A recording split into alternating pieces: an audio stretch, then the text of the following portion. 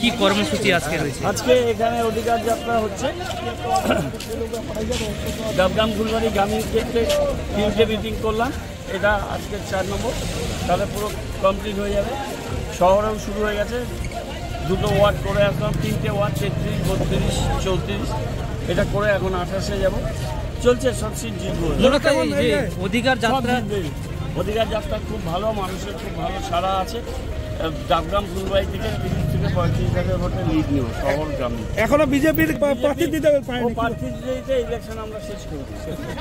তৃণমূল কংগ্রেস জিন্দাবাদ, তৃণমূল কংগ্রেস জিন্দাবাদ, মহান দেশের মহান নেত্রী মমতা ব্যানার্জি জিন্দাবাদ। এর আগে করেননি জমা?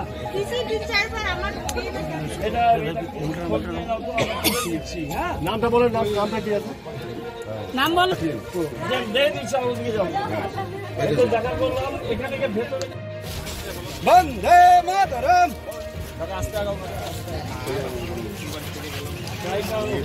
হ্যাঁ, নমস্কার, দেখা করে গেলাম। ভোটটা আমাদের এমপি জানাবে, আছে, জিতেছে।